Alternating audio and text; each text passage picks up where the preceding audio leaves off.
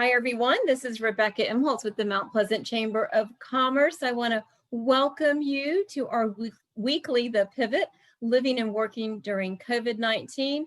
I hope that you are having a wonderful Tuesday. It's certainly a beautiful day out there. My day started off fabulously because I was with chamber members this morning at our first, since COVID started, in-person networking event. Our before 9, it was at the Staybridge Suites by Marriott in Mount Pleasant. Thank you so much to Cheryl and her team at Staybridge Suites. We had a wonderful outdoor mask-wearing, socially distant event. So it was comfortable and safe, and some great networking, great giveaways by Elements Massage. Also, Diamonds Direct had a nice gift bag, had some really nice jewelry cleaner for everybody and some coupons. And Trident Area Agency on Aging, our nonprofit member of the Chamber for October that we spotlighted, they had some wonderful resource directories, again, to give away to the members that attended this morning. So thanks again for those who were able to come to the Before 9. We had a really fun morning. And our next in-person event, our after hours, will be at the Hilton Garden Inn on November 11th from 4 to 7. So go ahead and mark your calendars for that. So without further ado, we'll start today's event, this lunchtime event, The Pivot, Living and Working During COVID-19. John Carroll is once again our wonderful host and moderator. Hi, John. How are you today? Hello, Rebecca. Doing well, thank you. Glad to hear that the in-person event went so well this morning and that we had a good turnout. It's nice to be back and come back in safe and careful ways. And it'll be nice to see all those familiar faces, won't it? As we continue to move in that direction safely and cautiously. So thank you for the update on that. And well, I want to welcome everyone to the Pivot as well. This is our weekly series of informational discussions on our local, regional, and national issues in the midst of and following the current pandemic. This event is presented exclusively by the Mount Pleasant Chamber of Commerce. My role as moderator is to introduce our guests, get the discussion started with some questions, and give those attending the event live the opportunity to participate by using the chat or Q&A functions, which Rebecca will be monitoring. Thank you for taking the time with your Mount Pleasant Chamber of Commerce to join fellow members in staying informed to help you care for your team, your clients and customers, and take care of business in these post-pandemic conditions. You know, we've seen so many pivots for so many businesses and industries during the COVID-19 period. Those who have lost loved ones, regardless of the cause of their passing, experienced profound changes in the journey of what we would consider to be traditional mourning, remembering, and celebrating lives. On this edition of The Pivot, we'll talk about those changes and how providers and bereaved have had to flex. Our guests today on The Pivot are with J. Henry Stuhr Funeral, Chapels and Crematory. Our first guest is Catherine Stuhr, Vice President, Chief Operating Officer of J. Henry Stuhr Incorporated. She and her brother, Sandy Stuhr Jr., represent the 5th generation of their family in the funeral industry. Their business includes 4 chapels, a crematory, and Mount Pleasant Memorial Gardens. Catherine grew up in Mount Pleasant, currently serves on the board of directors for East Cooper Community Outreach, and is a member of East Cooper Breakfast Rotary Club. Catherine, welcome to the Pivot. Thank you. Thanks for having us. Glad to have you. Also joining us on this edition of the Pivot is Brian Calhoun. Brian joined the company in 1999 as Director of Advanced Planning and is now the Director of Information Technology. Brian earned the designation of Certified Pre-Planning Consultant in 2001 and has served on the Executive Committee of the South Carolina Funeral Directors Association. He's a past president of the Rotary Club of Daniel Island. Brian is also a member of the South Carolina Army National Guard and serves as a U.S. Army photographer and public affairs specialist. His most recent assignments have taken him to the Middle East, South America, and the Pentagon. Brian, welcome to the Pivot. Hey, it's a pleasure to be here. Glad to have you. Our third guest today is Ginger Selby, a funeral director and embalmer with 34 years experience. She holds a pre-need license in South Carolina and serves currently as the Director of Operations for Stuhr. Ginger also works in different aspects of community outreach to include grief support programs. Ginger, so glad to have you on the Pivot. Glad to be here. Thank you. Thank you. Catherine, let's start the questions with you if we can. How are you able to meet with families safely these days? So this has been an interesting, extraordinary time frame. And when we entered into this, it's all been a learning curve for us. So we immediately prepared ourselves to meet with families remotely, and with the hope and feeling that they would in turn respect that and want to protect themselves and their family members as well. So working remotely as a funeral director or an arranging director, we had to make sure everyone had the proper equipment in their homes or wherever they were positioned. Using technology like DocuSign was something we had to incorporate. Being prepared to make sure that families had access to all the information they would have and what they would experience and see if they came into our actual building.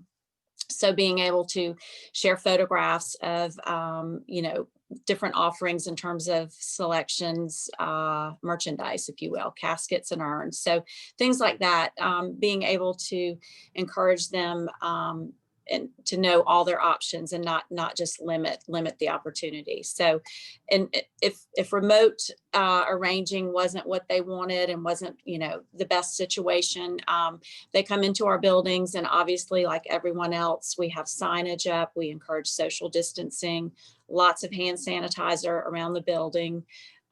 We require masks and, we provide them, but certainly the hope at this point, everyone's pretty compliant. So people are coming in with masks.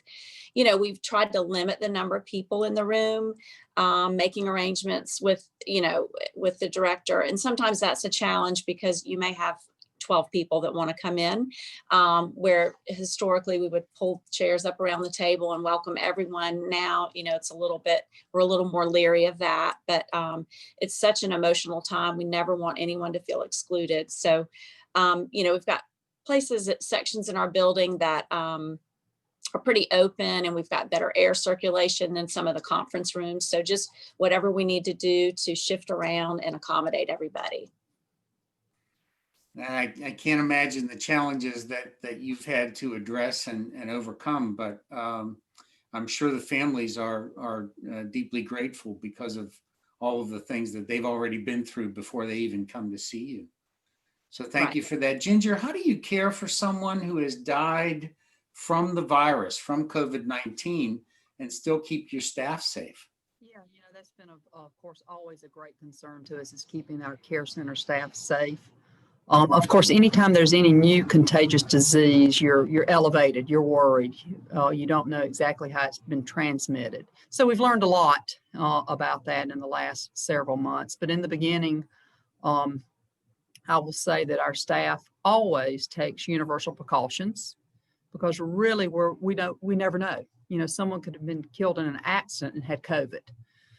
So we take those precautions all the time, much like you see personal protective equipment, much like you see the doctors and nurses on the news shows. We have all of that in place just to make sure they're safe. A few extra steps, we know the airways are treated a little more cautiously and things of that nature, just to take those extra steps, knowing what we know about COVID now. The Charleston County Coroner's Office, they've been fabulous. They have come out with a standard I'll say operating procedures of how to transport people from hospitals and nursing homes, bagging, labeling to make sure that hospital workers, funeral home workers, that we're all on the same page, because we felt like moving these patients after they're deceased, there was a risk in that. So they've been fabulous to support the community on that. Other things, we have different religious faiths that come in and participate in dressing, casketing, things of that nature. We've worked with the individual groups to make sure that their groups are safe and that we have protocols in place to keep them safe as well as our staff. And And so far, we feel very confident that we're keeping the community, our staff, and people who participate very safe. Thanks, Ginger. So many aspects involved in that. You've got protocols that are moving targets, basically. But what you've said makes all the sense in the world, is that you've had those universal precautions in place all along. So it's as if you were ready for most of what was taking place before before COVID ever was upon us. So thank you for that. Catherine, back to you for a question. Has the process for getting a death certificate changed? And if so, does it take more time? And how has that impacted cremations? Are more families choosing cremations so they can have a service later? How is all that working? So initially, death certificates were a bit of a challenge, simply because the DHEC office was physically closed. So in terms of people going in and out of the facility, that was limited. So that was an initial delay that we experienced. But pretty much, most physicians in the area, medical professionals have learned over the years and become proficient at electronic signing. They're all online, so there's not a lot of as much physical back and forth going into buildings, except with DHEC. But once DHEC opened back up, and that was more efficient, things really haven't been too much of a delay. And you mentioned cremation. So some folks may or may not know that, having a death certificate completed is one of the legal requirements for cremation. So certainly, to your point, that could have been a challenge for us. But Charleston County did, we did well, and it wasn't too much of a delay. In terms of cremation and the trends we're seeing with families, we actually haven't seen too much of an increase in cremations with our families, more so than normal. The town of Mount Pleasant, almost half of the families that we serve are cremation families historically. So it's not so much that they were choosing cremation because of COVID, but if cremation was their preference, then, we're seeing this definitely a delay of putting off the service, which concerns us for a lot of reasons. But yes, and it's sometimes indefinite. We're just going to wait and see. But the death certificate process wasn't too much of a hindrance in the beginning. So it's been good. It's been okay, that part of it. Thanks, Catherine. And boy, the delays and managing that, generally, all of those things happen in a relatively short span of time, right? The planning, the service, and the gathering afterwards to celebrate that life. Boy, that's a lot to manage. That's a lot of balls in the air, shall we say. So thank you for that. Brian, we're coming to you, but I want to ask Ginger one more question. What are the current recommendations for gatherings, Ginger? How are you managing that?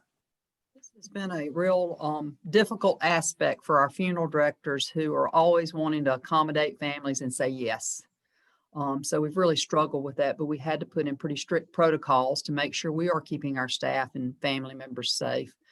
Currently, for example, all but our downtown chapel, we're allowing 40 attendees to a service in our chapel. Downtown, we limit to 30. It's just a smaller space. And we have to manage that by keeping these events, quote, private. The family, it's up to them to invite who they want to come to keep within that 40 number. And families have been really great to work with us on that and are very understanding for the most part.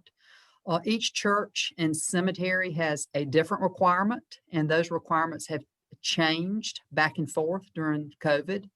And so every time we have to reach out to a church or a cemetery, how many will you allow? Are we allowed to put the time in the paper? So that's a whole nother process we have to manage. We didn't have to manage before.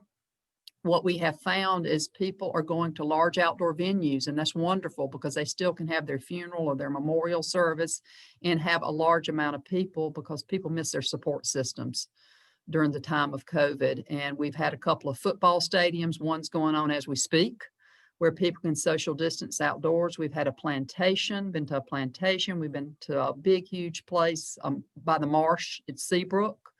So we're finding ways to work around it, and families are being creative and working with us on that to make sure they have some type of closure and they don't have a prolonged period of time before they can have their support system.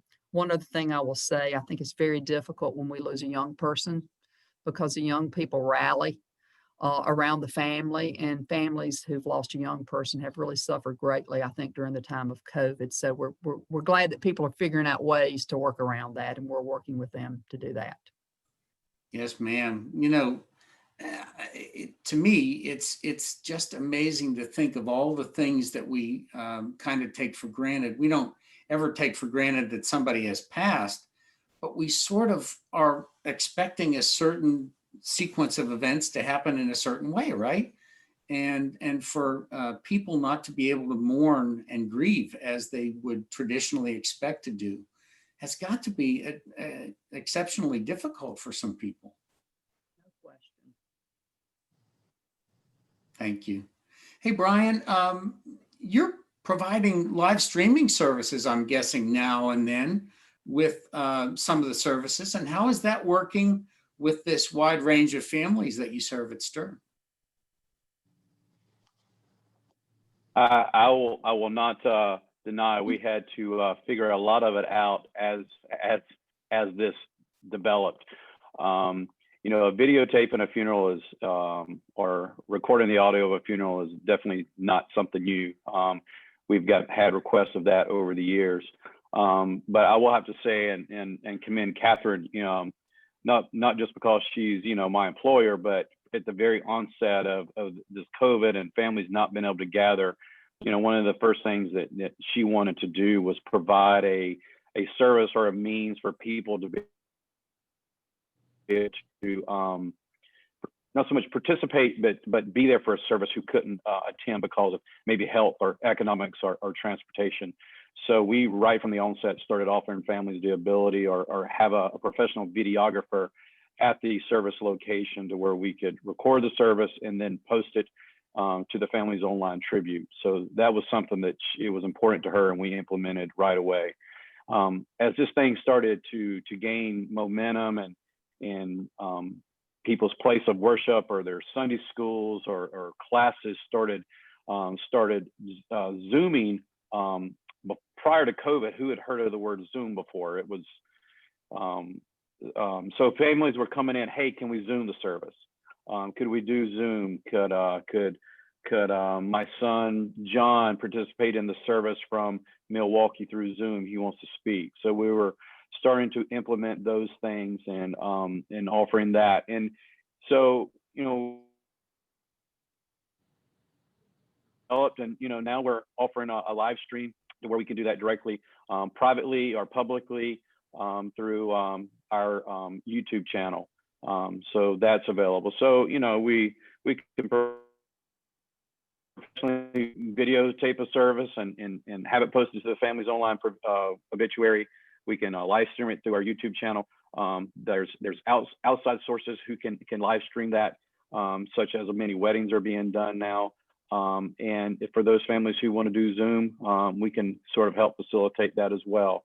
So we just try to help out any way we can from a technology standpoint, but it's something that we've had to learn how to do, and we certainly want to be able to provide any service that the family's looking for, if we can do it practically and professionally speaking.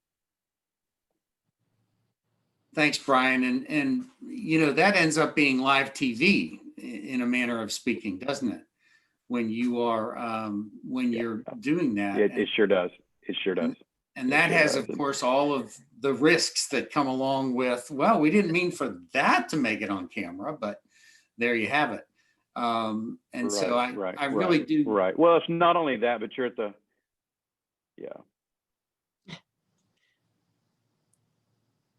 finish your point if you like. I said, you know, we can have all the good plans and measures in place, but at the end of the day, we're at the mercy of technology. And, you know, that hotspot may or may not work out in a cemetery or in a particular area of West Ashley or inside of a facility. So we do the best of what technology will allow us to do, but we do our best. Right. No guarantees, right? Right. Thanks, Brian, for that insight. Catherine, how are you helping folks during the grieving process especially if their loved one died from the virus, from COVID-19, and they couldn't be with them. We know the quarantining and the isolation that's had to come along with keeping people safe. How are you helping families with closure in those sorts of situations? So I think we've all seen, especially back in February, March, anything on the news and social media, a lot of really terrifying images of what took place overseas in Italy and here in America, in New York, in terms of the amount of people that were dying and the difficulties with handling those cases professionally. So, with that in mind, entering into this, as Ginger alluded to earlier, a lot of unknowns, and certainly myself as a business owner, I have concern for our staff and the public and the families we serve. So it's complicated in that regard, but we, certainly encourage families to, have services now if possible and if appropriate, and not wait and delay. But in terms of those families who, their loved one was in a facility and they were not able to visit and see, we are encouraging, when appropriate, for them to actually have a private family viewing. So, the body is prepared, as Ginger alluded to earlier, using your universal precautions with a lot of care and expertise so that the family can have some time and pay their last respects. Again, a lot of this is done privately, family only. So, some of those limitations can be challenging for us to relay to people. But I think at the end of the day, everyone understands that, safety is the main concern. So, but definitely people have been able to see their family members, after the passing, even with COVID-19. So that's been one part of it. We were just talking about Zoom, and I'm going to let Ginger touch on this, but Zoom has been a wonderful format for us to be able to continue our grief groups. What we do in nature is people come together, and there's the companionship and the support of people being together in a room, whether they're shaking hands or hugging.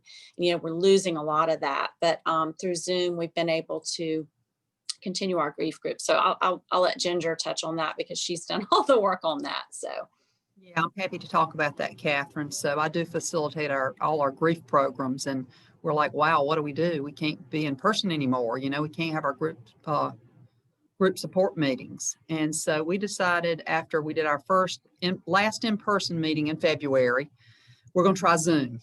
And we put it out there to all the families that we have served and to the community at large, not necessarily just Stuhr families.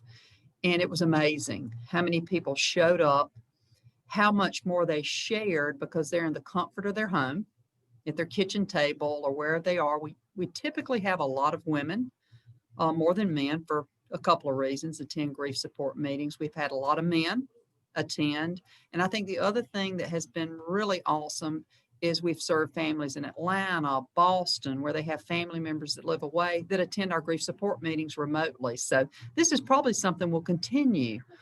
In addition to our in-person grief support, we've just been really, really pleased with how we've been able to reach out to the community.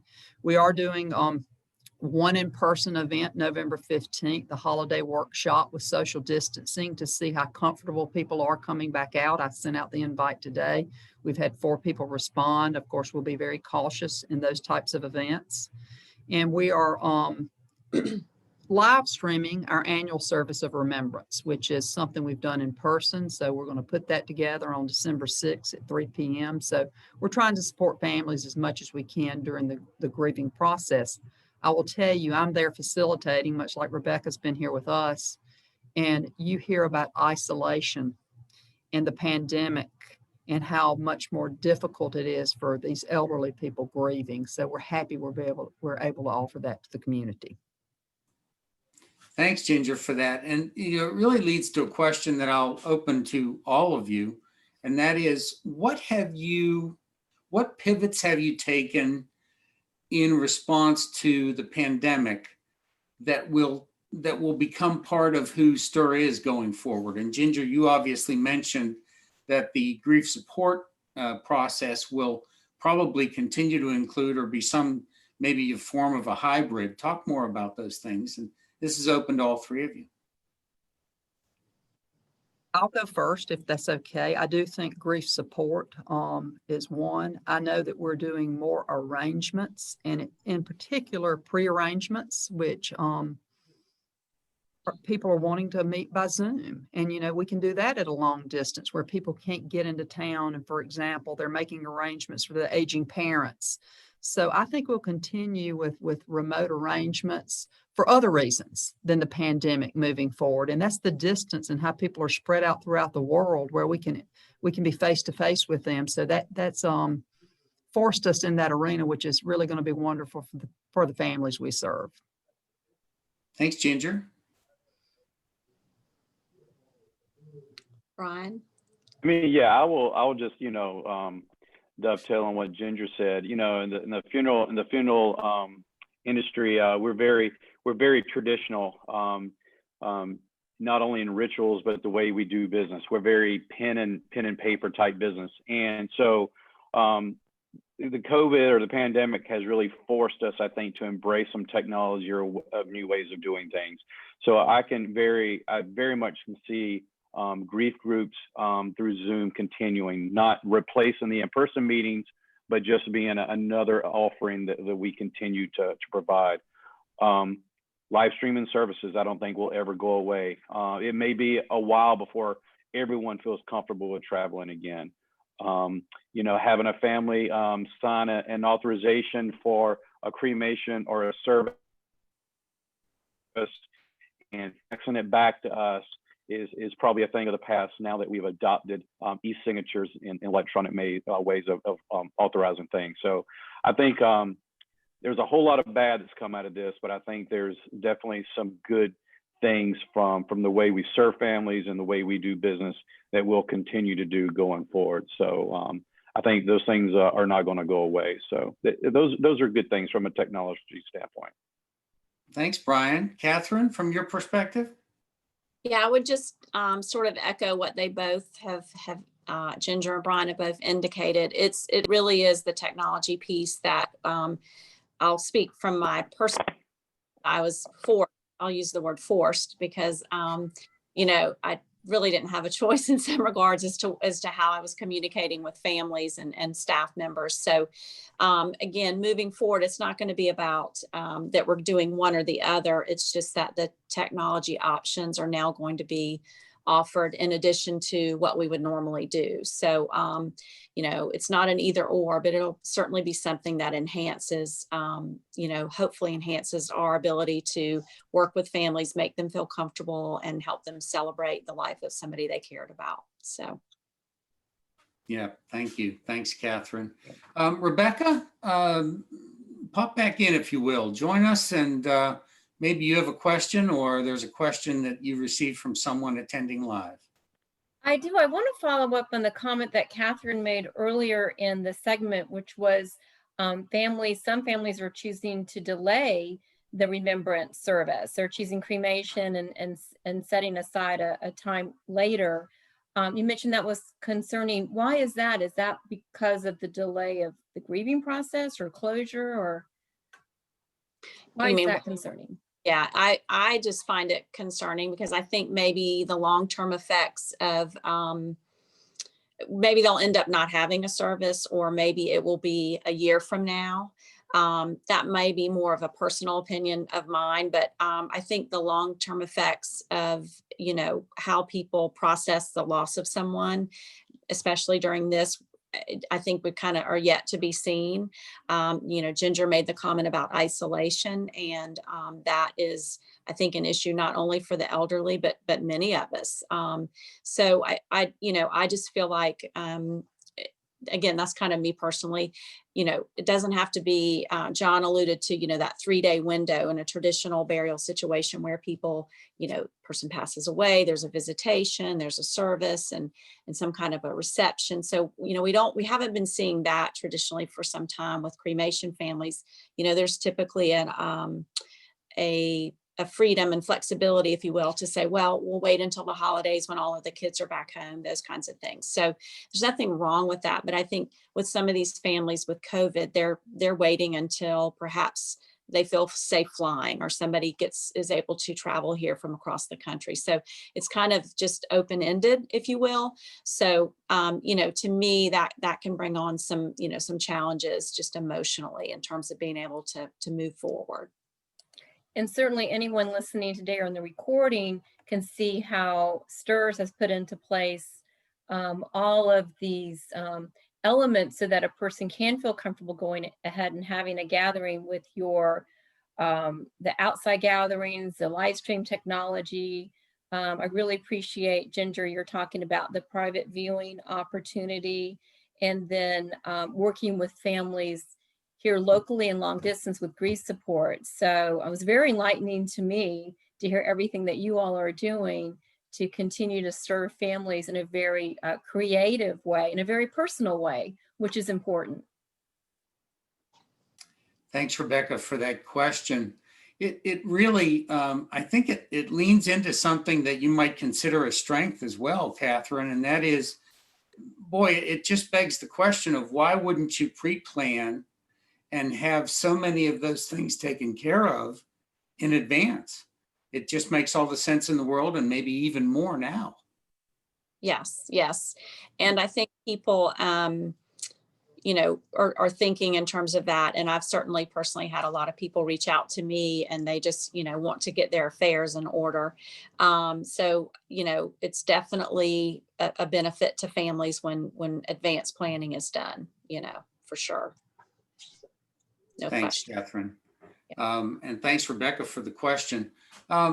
Catherine, how about a final thought and where someone can find you and contact you and your team? So I would say we're all sort of at different locations, but our website is a good resource, jhenrystuhr.com. And our chapels are sort of scattered around, but if everyone's in Mount Pleasant, we're here on Mathis Ferry Road. My email address is my name, catherine.stuhr@jhenrystuhr.com.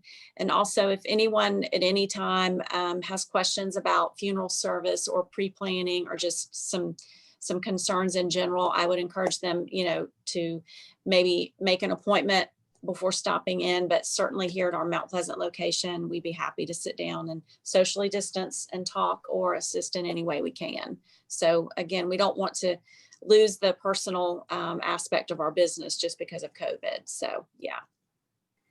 Thank you, Catherine Stuhr, Brian Calhoun, and Ginger Selby with J. Henry Stuhr Funeral Chapels and Crematory. Thank you to all of our chamber members who are with us live and those catching us on the recording. And a big thank you, as always, to the Mount Pleasant Chamber's own Rebecca Imholtz for keeping us on track today. From all of us at the Mount Pleasant Chamber of Commerce, thank you for joining us this week on The Pivot. Make it a great week. Thank you. Thanks for having us.